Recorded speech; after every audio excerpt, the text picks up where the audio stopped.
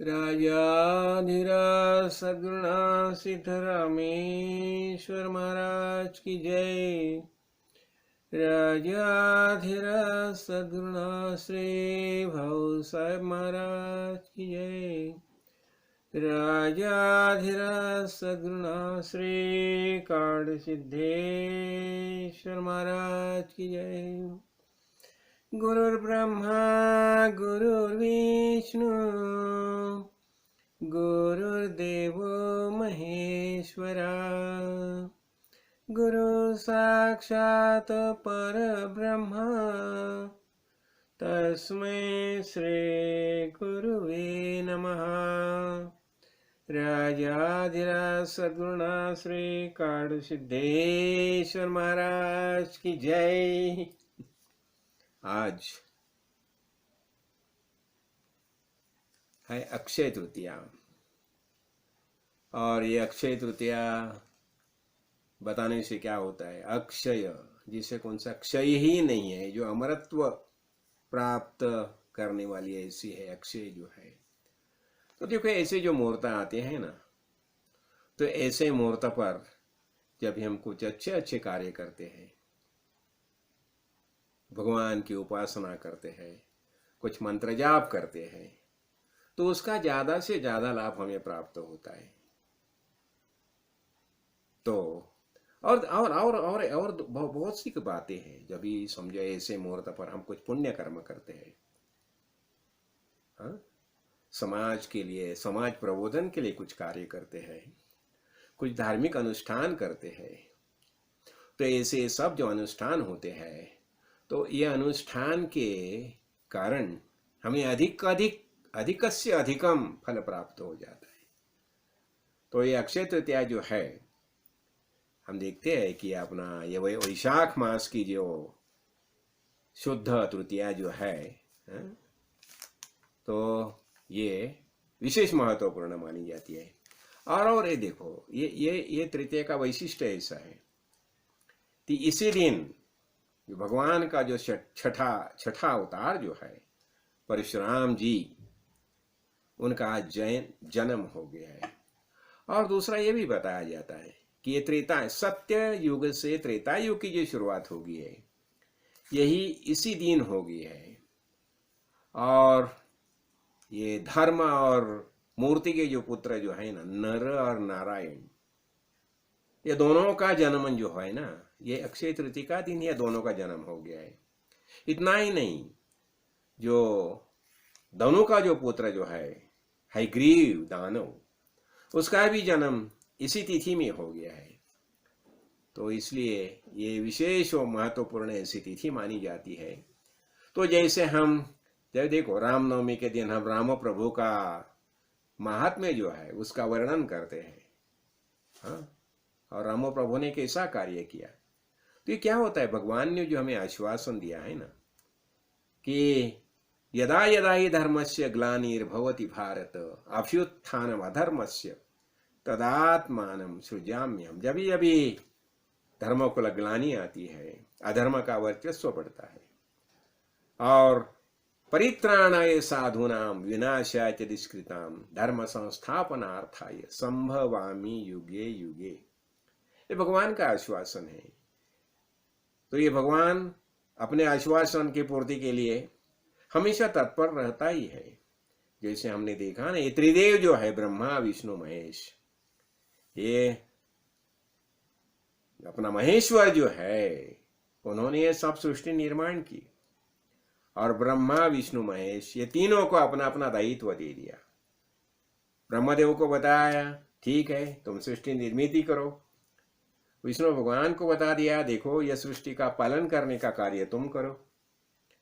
और शिव जी को बता दिया कि तुम उसका जो लय जो है, लय करने का कार्य तुम करो।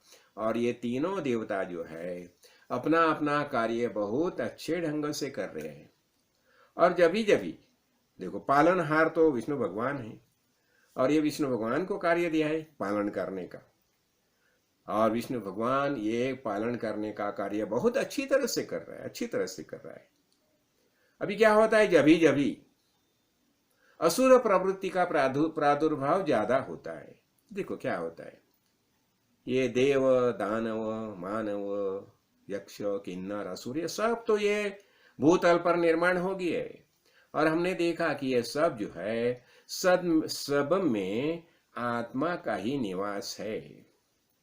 जैसे सात्विक राजसिक और तामसिक के 3 प्रकार के गुण हैं, तो ये 3 प्रकार के गुण के अधिक से, जब सात्विक गुण अधिक रहेगा तो पूजा अर्चा करेगा, राजसिक गुण अधिक रहेगा तो महत्वाकांक्षा, आशा आकांक्षा, प्रतिस्पर्धा, ये बातें उसके अंदर ज्यादा रहेगी।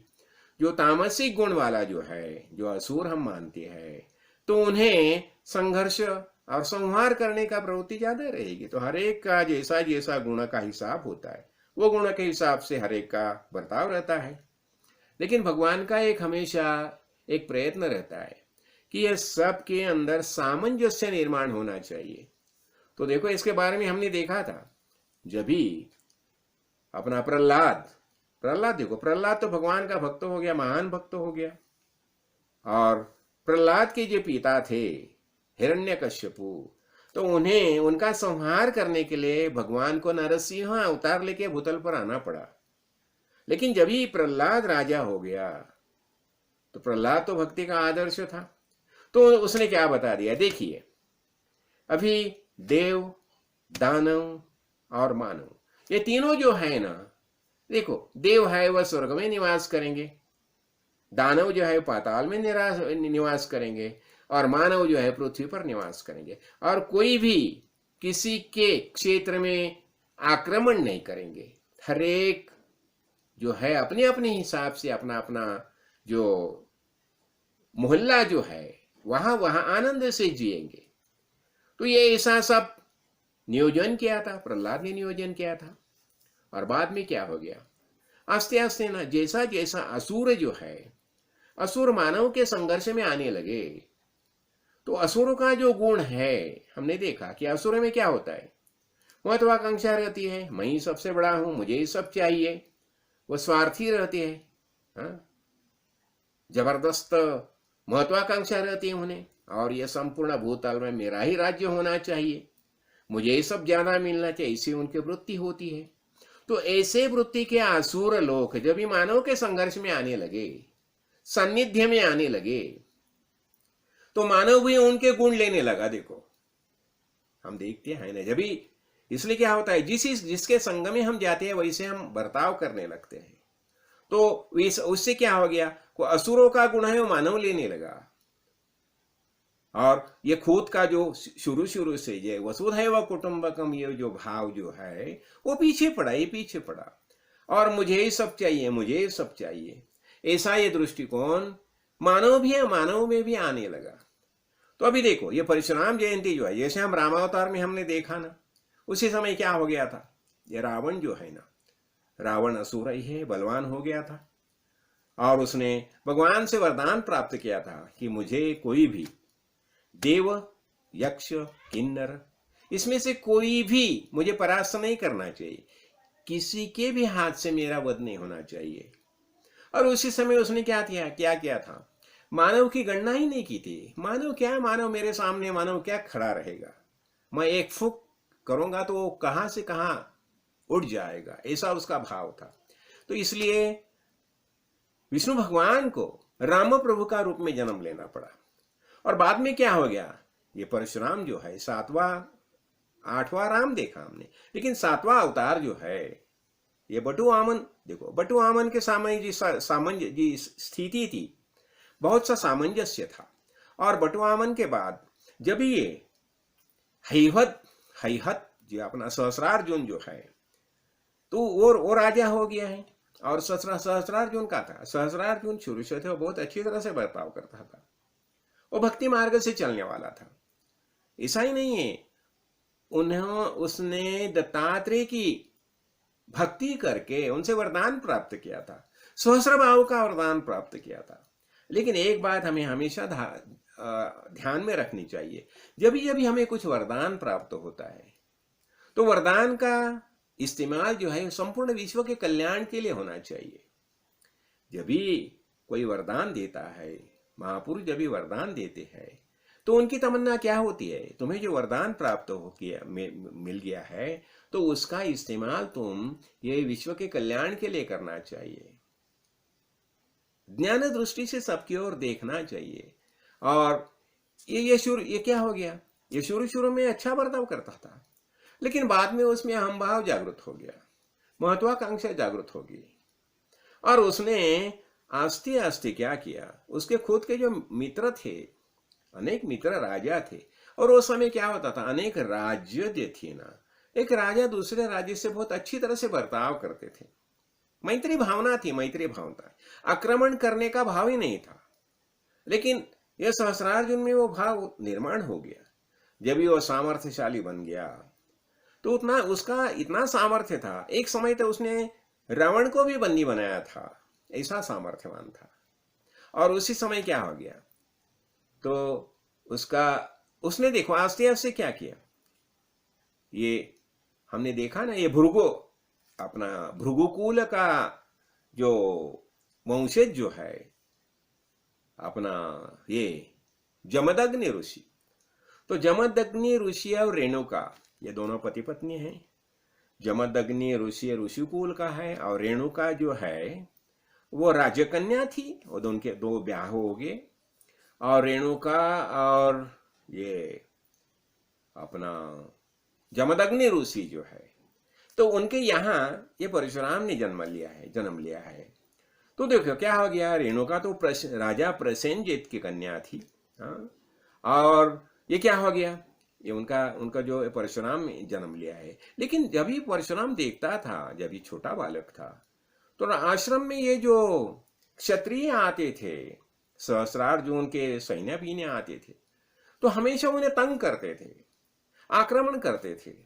और एक समय ऐसा ही हो गया, जो ऐसा ही राजा ये आया था, जंगल में आया था, और फिर भृगु ऋषि ने बता दिया उसे कि ठीक है राजन आप आए हैं। वो सच्ची बोलेगा तो जलपान करने के लिए आश्रम में आया था।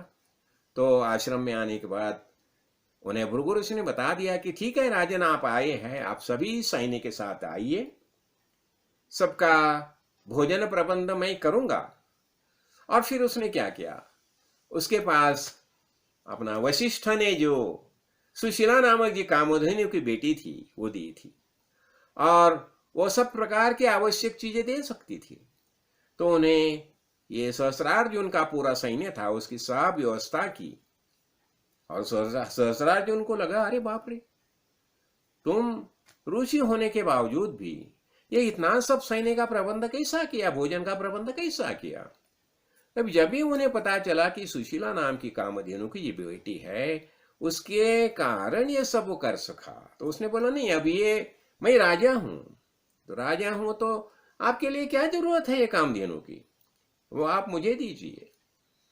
और उसी समय भृगु ऋषि ने बता दिया, देखिए राजन, वो यहाँ आई है उसके खुद के सोच से आई है, खुद की इच्छा से आई है।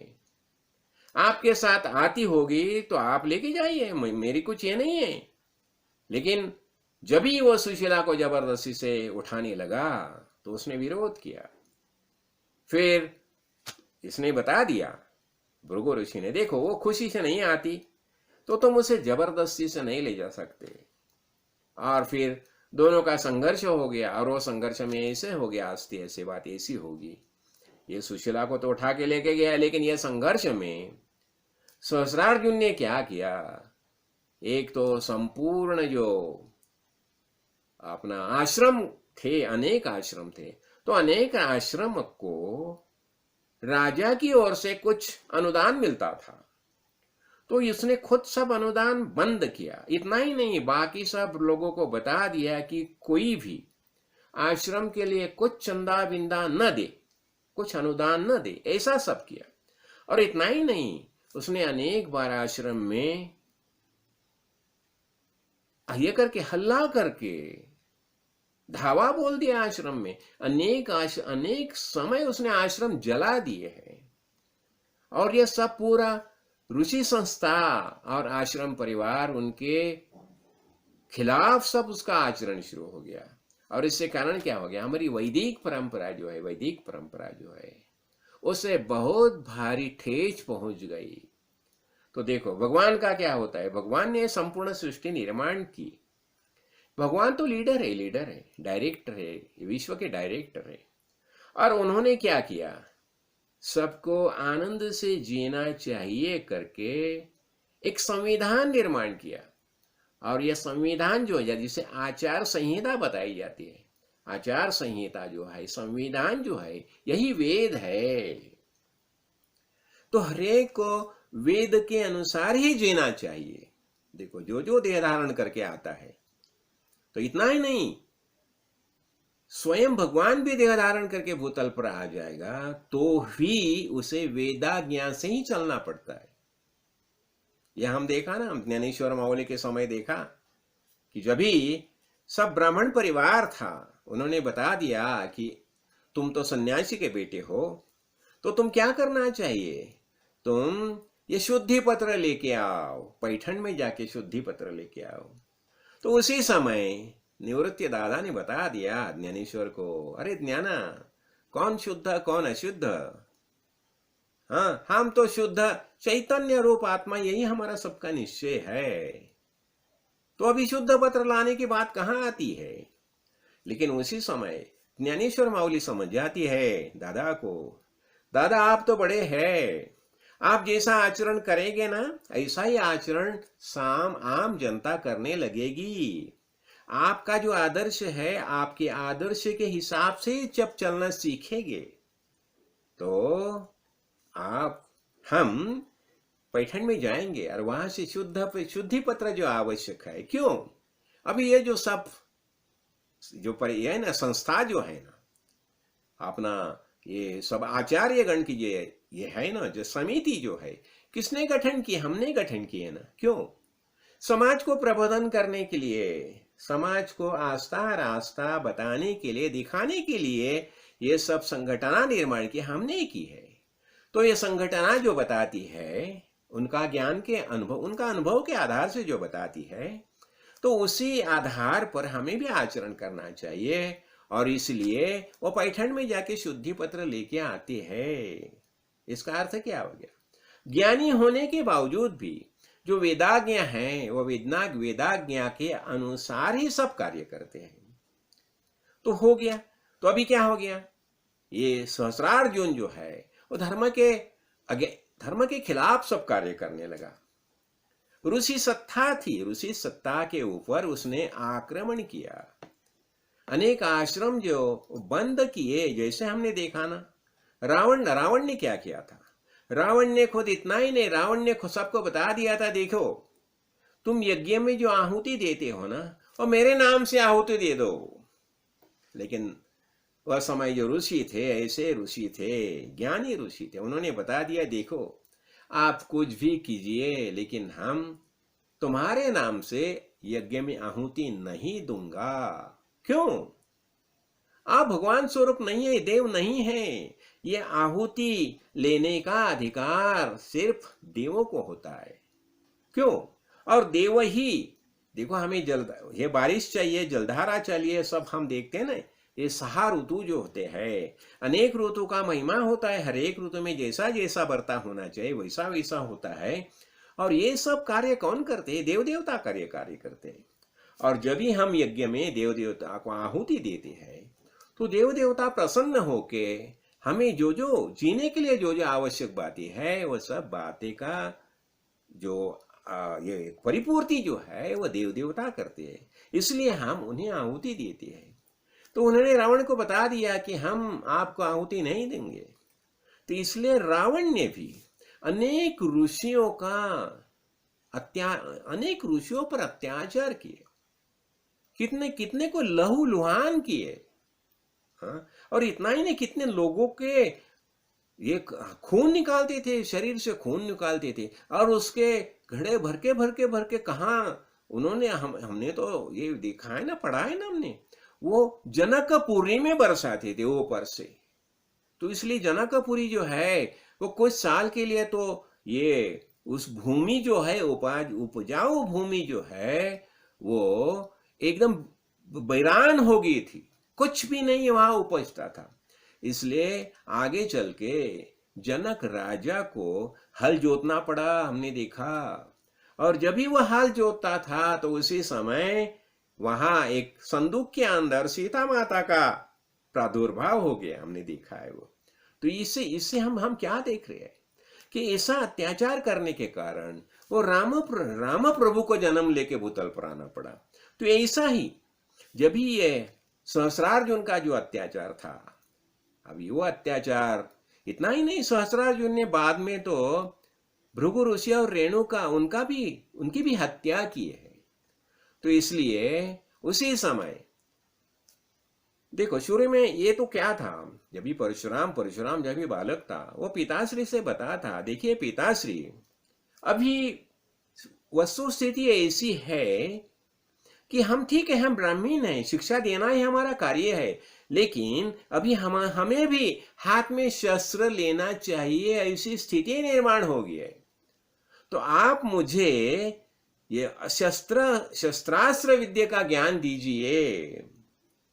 लेकिन भृगु ऋषि भी एक देखो, भृगु ऋषि उनके ये निश्चय था उनका, नहीं हमारा कार्य क्या है, ज्ञान प्रबोधन करना हमारा कार्य है, हाथ में शस्त्र लेके युद्ध करना ही हमारा कार्य नहीं है। और इसलिए उसने परशुराम को शस्त्रास्त्र विद्या देने से इनकार किया। और फिर क्या हो गया, परशुराम जी शिव जी के पास चले गए, कैलाश में चले गए, और कैलाश में चले गए और वहां उन्होंने शिव शंकर से अनुग्रह लिया और अनेक प्रकार की शस्त्रास्त्र विद्या जो है वह शिवजी से ग्रहण की। और उसी समय प्रसन्न होके शिवजी ने उसे अपना परशु दिया, परशु उपहार में दिया। हाँ, और मैना धनुष्य जो है ना वो भी दे दिया। तो अभी जब भी वो परशु दिया करके, इनका शुरू से उनका नाम खाली राम ही था, लेकिन शिवजी ने उन्हें परशु उपहार देने से उनका नाम परशुराम हो गया। देखो, तो अभी क्या होता है, ये इसलिए क्या होता है, ये परशुराम हो गया। फिर जब बाद में उसने क्या किया, पहला तो उसने रावण जो था ना, रावण को इसने अपना सहस्रार्जुन ने बंदी बना के रखा था, लेकिन शिवजी ने बता दिया उसे, परशुराम को, तुम एक काम करो, तुम रावण को सहस्रार्जुन के बंदी खाने से निकाल दो। तो वह कार्य परशुराम ने किया। और बाद में क्या बता दिया कि ठीक है, अभी तुम्हारा जो कार्य, फिर परशुराम ने एक बार नहीं 21 बार क्षत्रिय जो है वह निक्षत्रिय किए। वो आता था 10 साल जाता था ये तपस्या करने के लिए, महीना अपना पर्वत पर के ऊपर जाता था और वहां जाके तपस्या कर 10 साल के बाद आता था, और फिर जो कई क्षत्रिय रहते थे उनका पुण्य फिर से वध करता था। तो ऐसा उसने 21 बार किया है। और क्या होता है देखो, उसने एक क्षत्रिय का संहार करने का कारण क्या है कि एक क्षत्रिय जो थे ना, तो वो असुर लोग के संघर्ष में संबंध में आने से उन्होंने खुद का स्वभाव छोड़ दिया था, और जैसे असुर अत्याचार करते थे ऐसा अत्याचार करना शुरू किया था। इतना ही नहीं, सहस्रार्जुन देखो, दत्त गुरु ने तो उसे सहस्रा भाव का वरदान दिया था, वो भक्ति प्रदान था, लेकिन जब भी गलत रास्ते से जाने लगा तो इतना ही नहीं, वो स्त्रियों के बारे में भी उसके दिल में अशुभ भावना निर्माण हो गई थी। देखो, और भगवान को देखो, जब भी ऐसा कार्य हो जाता है तो भगवान को सबसे ज्यादा गुस्सा कभी आता है, खासकर ये महिला स्त्रियों के विरोध में जब भी कुछ कार्य किया जाता है तो भगवान बिल्कुल बर्दाश्त नहीं करता। देखो, राम प्रभु ने भी जो ये रावण का जो ये किया है, क्यों, उसने सीता माता का हरण किया था, और अनेक अबला जो स्त्रियां थी उन्हें उठा के लेके जाते थे असुर। ये ऐसी परंपरा थी। तो ये वहां वो जमाने की बात है। लेकिन अभी देखो ना, अभी हमने देखा ना, जो परकीय आक्रांता आ गए थे अपने भरत भूमि में। अभी देखो ईस्वी सन 712 में महद बिन कासिम आ गया पहला आक्रांता, और बाद में एक आक्रांता आने लगे।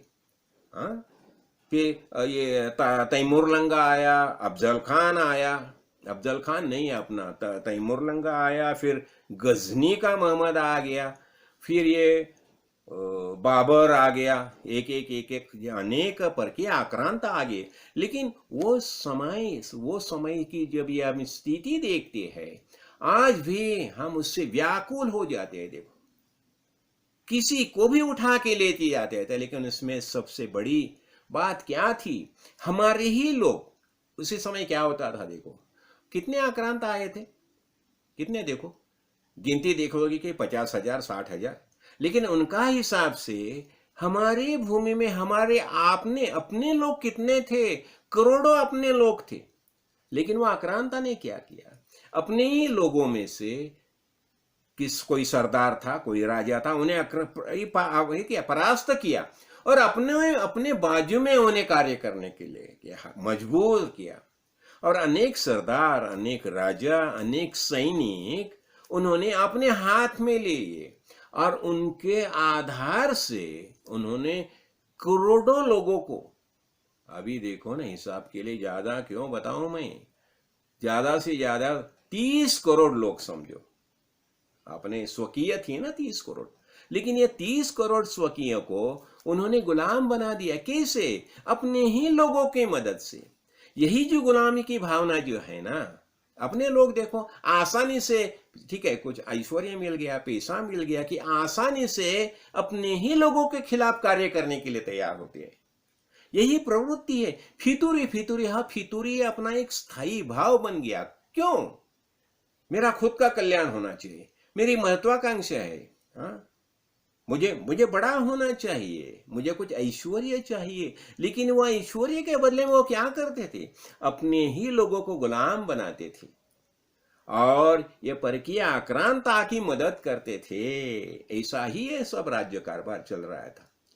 तो देखो ऐसी स्थिति में क्या होता है, अभी हम देखेंगे न, तो ऐसी स्थिति में जैसे परशुराम ने वो समय कार्य किया, परशुराम ने संगठना निर्माण की, अनेक लोगों को एकत्रित किया, संगठित किया, और संगठित करके उसने शुरू में जो अपना सहस्रार्जुन था उसका वध किया है। देखो, तो वो कार्य तो उसने शुरू किया था, लेकिन बाद में क्या हो गया? उसका कार्य पूरा नहीं हो गया। क्यों?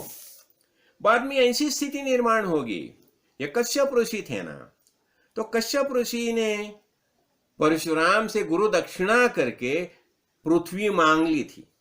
बोले थे, मैं ये सब भूमि मुझे तुम गुरु दक्षिणा के रूप में दे दो। और परशुराम में वो गुरु दक्षिणा के रूप में देके वो महेंद्र पर्वत पर तपश्चर्या करने के लिए चले गए थे। और उसे इसमें बीच में क्या हो गया? तो अभी परशुराम का तो ये कार्य था, आधा ही रह गया था। और उसने क्या किया था? शिव भगवान को, शंकर भगवान को उसने जाके पूछा, देखो प्रभु, मैंने ऐसा कार्य किया, अभी मैं क्या करूं? तो वहां शिव प्रभु बताते हैं, देखिए अभी तुम्हारा ये क्षत्रिय का जो स्वभाव है ये छोड़ दो, और फिर तुम गुरुकुल परंपरा में आ जाओ, और तुम्हारा विद्यादान करने का कार्य, ये कार्य फिर से शुरू करो। फिर उसने बता दिया, ठीक है, फिर मेरा ये परशु जो है, परशु तो खाली एक जैसे खेलना है ना, खेल वैसी वस्तु हो जाएगी, लेकिन मैं पिनाकिन धनुष किसको दूं? तो शिवजी ने बताया, देखो मेरे 2 शिष्य है, एक रावण है और दूसरा जनक राजा है, तो दोनों में से तुम्हें जो योग्य लगेगा उसे वे पिनाकिन धनुष दे दो। तो वो जब रावण के यहां गया पहला, तो रावण के यहां जाने के बाद उसे पता चला कि रावण अपना जो वास्तविक जो स्वभाव है वो सब भूल गया है। वो अन्याय, अत्याचार ये सब करने लगा है, और ऋषि संस्था जो है, ऋषि को वो तकलीफ दे रहा है। तो उसने रावण को बता दिया, देखो, और रावण के इसमें कैसा था, खाली असुरी परंपरा का ही प्राधान्य था। सभी धर्मों को वहां स्थान नहीं था। और ये क्या परशुराम को क्या चाहता था? परशुराम जी चाहते थे कि ऐसी जगह में ये शिव धनुष्य दूं कि जहां सभी धर्मों का एक ही हिसाब से देखा जाता है। फिर उसने अर्जुन रावण को बता दिया कि मैं ये धनुष्य तुम्हें नहीं दे सकता। फिर वह जनक राजा के यहाँ आया, और जनक राजा के यहाँ आया तो उसने देखा कि जनक राजा के यहाँ विष्णु शैव सब देवता की समान प्रकार समान स्थिति से पूजा होती है।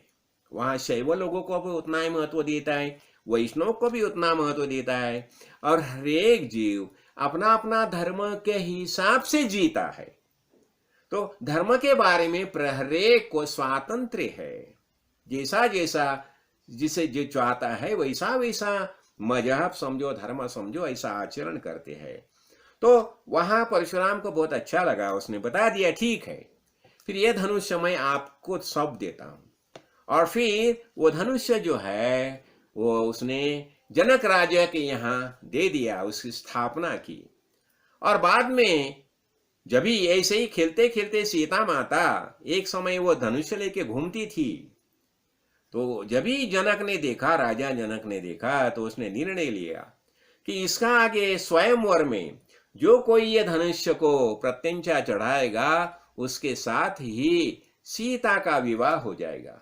और इसलिए उसने सीता स्वयंवर में यही अट रखी थी। और जब ये राम प्रभु वहां पहुंचे तो राम प्रभु ने क्या किया? राम प्रभु ने वो शिवधनुष्य जो है वो प्रत्यंचा चढ़ाई और उससे हाथ से टूट गया। उसी समय परशुराम जी वहां दौड़ के आ गए हैं और उसने बता दिया किसने ये टूटा। तो फिर पता चला और राम प्रभु की जी पहचान हो गई। तो उसने बता दिया राम प्रभु को, ठीक है, अभी मेरा तो कार्य ऐसा रुक गया था यहाँ, इसके आगे का कार्य आप कीजिए। देखो ये असुर का विनाश जो है होना ही चाहिए, और आगे का कार्य राम प्रभु ने किया है। उसने क्या किया? ये दंडकारण्य और सब इर्द गिर्द का जो भाग था प्रदेश का, वहां का सब असुर का संहार किया। आगे जाके वाली का संहार किया, और ये वानर राज्य था कि किंगशिला का वानर परिवार था, वह अपने धर्म कार्य में जुड़ा लिया। और इतना ही नहीं, आगे चल के जब ये रावण का पराभव किया तो उसने राम भक्त विभीषण जो है उसको राज्य सौंप दिया। और वहां क्या किया? वो असुर परंपरा जी थी उसे भी धर्म कार्य में जुड़ा दिया। यहाँ वानर परिवार था उसे भी धर्म कार्य में जुड़ा दिया। यहाँ उत्तर में जो अपना महिकासुर जैसे आसुर थे, मुल्कासुर, उनका भी पराभव किया। और राम प्रभु ने एक संगठित ऐसी एक स्थापना की, धर्म परिवर्तन जो है, धर्म स्थापना की, वैदिक परंपरा का एक वास्तविक स्वरूप जो है वो राम प्रभु ने निर्माण किया। इसका अर्थ क्या हो गया? जब भी परशुराम जी का जो आधा कार्य रुका था वो कार्य आगे चल के राम प्रभु ने किया है। इसे देखो, यहां मैं क्या बताना चाहता हूं, ये भगवान का जो आश्वासन है ना कि न मे भक्ता प्रणश्यति, जो भगवान का भक्त हो गया उसका कभी भी विनाश नहीं हो सकता। दूसरा, परित्राणाय साधूनां विनाशाय दुष्कृतां धर्म संस्थापनार्थाय संभवामि युगे युगे। यह भगवान का आश्वासन है। जब भी आवश्यकता निर्माण होती है भगवान स्वयं देह धारण करके भूतल पर आता है। और तीसरा, परित्राणाय साधूनां विनाशाय दुष्कृतां धर्म संस्थापनार्थाय संभवामि युगे युगे। और यदा यदा हि धर्मस्य ग्लानिर्भवति भारत अभ्युत्थानम अधर्मस्य तदात्मानं सृजाम्यहम्। ये सब बातें यहाँ बताई है। और राम प्रभु के बाद जो बचा और जो कुछ कार्य था वो कार्य करने के लिए भगवान श्री कृष्ण रूप में देह धारण करके भूतल पर आए हैं। और वहां भी महाभारत युद्ध के निमित्त अनेक जो गलत प्रवृत्ति थी, जो भूमि में जो भार हो गया था,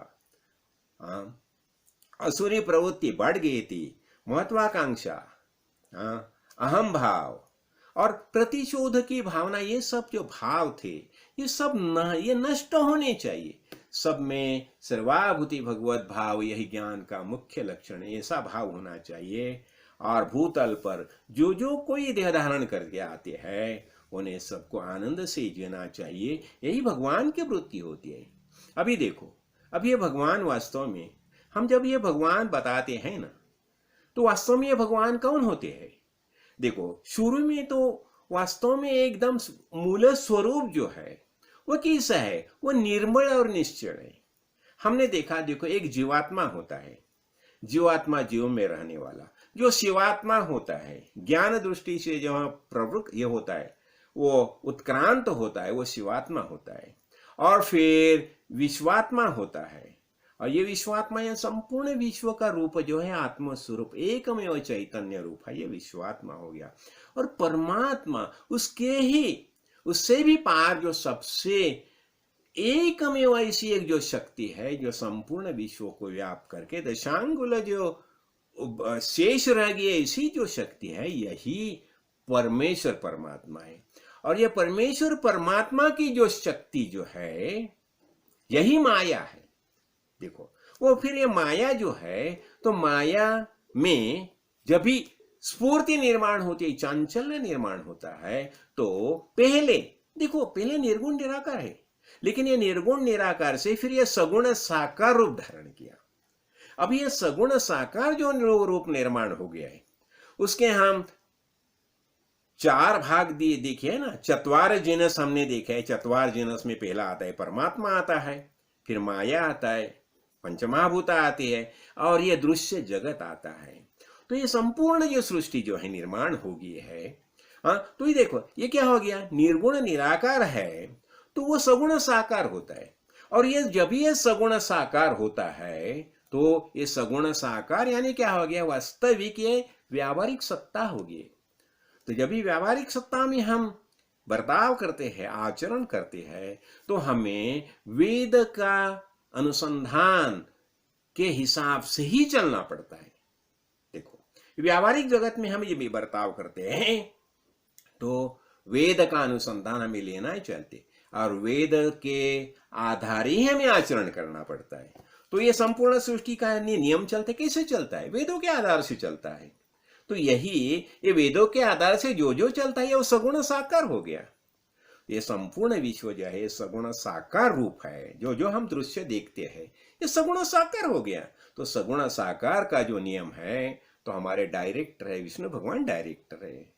तो उन्होंने हमें जो जो आदेश दिया है, वो आदेश हम, ये रंगभूमि है समझो, एक रंगभूमि है, और रंगभूमि में हरेक की किरदारी है, हरेक जीव की किरदारी है। तो हमारी किरदारी हमें बहुत अच्छे ढंग से करने चाहिए, और इसलिए ये किरदारी अच्छे ढंग से निभाने के लिए हमें वेद का अनुसाधन पालना ही चाहिए। वेद के आधार ही हमें चलना चाहिए। और वेद के आधार से अभी हम चलते हैं। और वेद का आधार क्या है? सर्वाभूति भगवत भाव, हरेक के अंदर वही चैतन्य है, और सबको आनंद महसूस करना है, आनंद से जीना है। तो यही बात सबसे महत्वपूर्ण है। तो हम ये अक्षय तृतीय का या ये हम समझ लेंगे कैसा होता है। देखो, ये भगवान का कार्य तो चलता रहता है, लेकिन जब भी हम देह धारण करके भूतल पर आते हैं, तो हमें बहुत अच्छी तरह से जीना चाहिए, हर एक दूसरे से प्रेम से बर्ताव करना चाहिए। और देखो, हमने देखा ना, भगवान ने सृष्टि निर्माण की, ब्रह्मदेव ने। मनु को क्या बताया? मैं तुम्हें संरक्षण करने की क्षमता देता हूं, अनेक प्रकार की शक्तियां देता हूं, और जिस शक्तियों के आधार से क्या करेंगे, तुम ये संपूर्ण परिवार निर्माण करो, और सबका पालन अति अति उत्तम प्रकार करो, प्यार से करो, प्यार से करो। और शत्रुओं को बता दिया, मैं तुम्हें माया, ममता, दया, करुणा, वात्सल्य, ये सब भाव मैं तुम्हें देता हूं। तो क्या होता है? देखो, ये श्री क्या है? श्री जो है ना, ये परिवार का आधार है। देखो, तो सब परिवार आनंद से जीना होगा, तो हमें श्री जो है, श्री शक्ति की उपासना करनी ही चाहिए।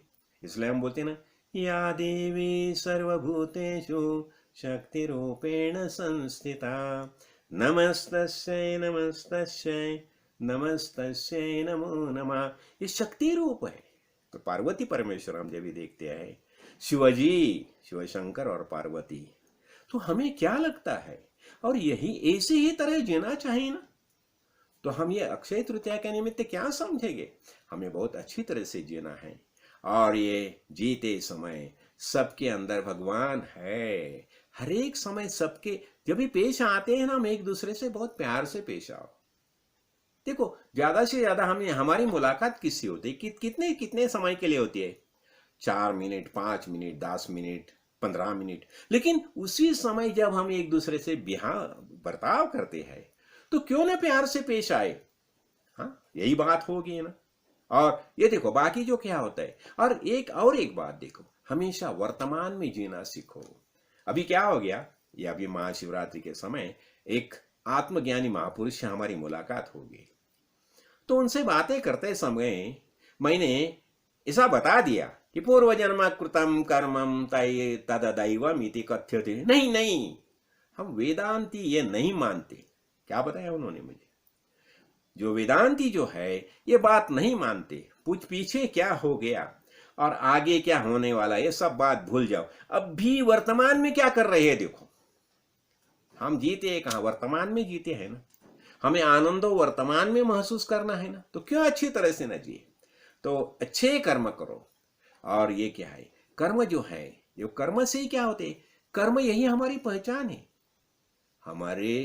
हम नरदेह धारण करके भूतल पर आए, तो हमारी पहचान कैसी होती है, हमारे कर्म कैसे है। तो बहुत अच्छे कर्म करो। हाँ, तो और ये देखो, ये अक्षय तृतीया है ना। अक्षय का अर्थ क्या होता है देखो, अक्षय। अभी देखो इसका मतलब क्या, क्या है, यानी क्या अर्थ हो गया। देखो, मैं एक अर्थ बताना चाहता हूं। जो है ना, का अर्थ क्या किया है, अकारो वासुदेवा स्यात्। जो अक्षर जो है ना, वो वासुदेव बताता है। वासुदेव यानी जो संपूर्ण विश्व में चराचर में व्याप्त होके जो बैठा है, वही वासुदेव है। तो ये वासुदेव हो गया ना, ये परमात्मा परमेश्वर हो गया ना, अकारो वासुदेव स्यात्। तो अक्षय, और क्षय का अर्थ हो गया जिसका विनाश होता है, जो क्षीण होता है, काल के अनुसार जो क्षीण होता है, जिसमें क्षीणता निर्माण होता है, वही हो गया क्षीण। पर जो है, लेकिन वासुदेव कैसा है, वासुदेव में कौन सी क्षीणता है ही नहीं, वो शुरू से ही संपूर्ण विश्व को व्याप्त दशांगुल शेष रह गया, ऐसा ये अक्षय है, ऐसा ये वासुदेव है। तो यही वासुदेव हमारे सबके अंदर वही मौजूद है ना, फिर हम आनंद से क्यों न जिए। लेकिन देखो, ये सब हमें जब ही समझने की आवश्यकता होती है, तो हमें क्या करना चाहते, आत्मज्ञानी महापुरुष को शरण जाना चाहिए। और वास्तव में वही हमारी वास्तविकता जो है, उसकी हमें पहचान देते हैं, हमें बताते हैं हम वास्तव में कौन है। इसलिए हम बोलते हैं ना, चिदानंद रूप शिवोहम शिवोहम, चिदानंद रूप शिवोहम शिवोहम, अहम निर्विकल्पे निराकार रूपी, विभूत्वाच सर्वत्र सर्वेन्द्रियाणां, न चासंगतं नैव मुक्तिर्न मेया, चिदानंद रूप शिवोहम शिवोहम। वास्तविक वही हमारा अकार वासुदेवा स्यात्। तो वासुदेव जो है, वही संपूर्ण विश्व को व्याप्य करके दशांगुल शेष रह गया है, और वही हमारा वास्तविक, हमारा निर्माण उसने ही किया है, वही हमारे माता पिता है। तो ऐसे माता पिता होने के कारण हम खुद को कितना भाग्यशाली समझना चाहिए। तो हो गया ना अपनी। और ठीक है, और एक बात मैं आपको बताना चाहता हूं। अभी क्या हो गया देखो, अभी अक्षय तृतीया है ना, तो अभी बहुत से लोग मुझे मिलते हैं। अभी हमने दासबोध तो देखा, पूरा दासबोध देखा ना, दासबोध का संपूर्ण विवरण देखा हमने। लेकिन अभी जो मुझे यहाँ बहुत लोग मिलते हैं ना, वो बताते हैं, नहीं बाबा जी आप ये दास कुछ हिंदी में कुछ किताब क्यों नहीं लिखते। मैं सोचने लगा अभी क्या करूं। तो अभी अनेक लोगों से यही बोलते हैं। अभी देखो, मराठी में तो मैंने कुछ बहुत किताबें लिखी है जो आवश्यक हो, लेकिन हिंदी में तो मैंने कुछ ही लिखा नहीं है। तो मैंने आज अक्षय तृतीया के शुभ मुहूर्त पर एक ऐसा ये गुरु जी की कृपा है, उनकी कृपा है, वो चाहते हैं करके। तो मैंने ये किया है कि मैंने ठीक है, मैं बोला ठीक है, आज से मैंने ये दासबोध जो ग्रंथ जो है ना, वो मैं हिंदी के माध्यम से उसके ऊपर एक छोटी सी किताब लिखने का प्रयास कर रहा हूँ। और आज अक्षय तृतीया के मुहूर्त पर उसकी शुरुआत मैंने की है। देखिए भगवान की क्या कृपा है, वो क्या चाहते हैं, और सब जो होता है उनकी कृपा से होता है, उनकी इच्छा के अनुसार ही होता है। तो देखिए क्या होता है वो, तो हम क्या बोलेंगे। तो ये अक्षय तृतीया जो है, तो ऐसे अक्षय तृतीया का जितना हो सके ज्यादा से ज्यादा हमें अच्छे पुण्य कर्म करने का हम संकल्प करना चाहिए। और फिर क्या बताते हैं, राम राम परशुरामाय सर्व सिद्धि प्रदाय नमः। क्या है परशुराम कैसे, राम राम परशुरामाय सर्व सिद्धि प्रदाय नमः। ओम परमेश्वराय विद्महे परतत्वाय धीमहि तन्नो ब्रह्मो प्रचोदयात्। जय जय रघुवीर समर्थ। बम बम बोले शिव शंकरा शिव शंकरा। राजाधिराज सद्गुरुनाथ श्री काड़ सिद्धेश्वर महाराज की जय। जय जय रघुवीर समर्थ। एक बात मैं अभी बताना चाहता हूँ। अभी देखो क्या होता है, हम तो चारधाम यात्रा में जाते हैं ना, तो चारधाम यात्रा में जाते समय देखो, अभी गंगोत्री और जन्मोत्री, हाँ मैं तो गंगोत्री के आगे भोज ये अपना गोमुख है ना, तहाँ तक मैं गया हूँ। तो अभी गंगोत्री और जन्मोत्री ये दोनों के कपाट जो अपना ग्रीष्म काल में जो बंद होते हैं ना, वो आज खुलते हैं। आज के शुभ मुहूर्त पर ये दोनों के कपाट खुलते हैं। तो जिन्हों चारधाम यात्रा का आनंद जिन्हें अनुभव करना चाहिए वो अवश्य अनुभव करे। मैं तो हमेशा बताता हूँ, क्यों, मैं खुद चारधाम यात्रा किया है, तो इसलिए चारधाम यात्रा में जो मजा आती है ना, देखो क्या क्या अपना सौंदर्य देखो। हम ये अपना इसमें तो हरिद्वार में 2-3 दफा गए हैं, बद्री कामी भी 2-3 बार गए हैं, लेकिन चार धाम में एक अलग अलग अनुभूति आती है। वहाँ का जो सौंदर्य होता है ना, तो जरूर उसकी अनुभूति ले लो। तो अभी आज से बद्रीनाथ और केदारनाथ दोनों के कपाट खुल गए हैं, तो आप अवश्य ये चारधाम यात्रा का प्रोग्राम अरेंज करें और अपना भरत भूमि का जो वैशिष्ट्य जो है कैसा है देख लीजिए। केदारनाथ जाके शिवजी को देखिए, बद्रीनाथ जाके अपना विष्णु भगवान सबका पालनहार है उसको भी देखिए और आनंद अनुभव महसूस करें। चलो फिर, जय जय रघुवीर समर्थ।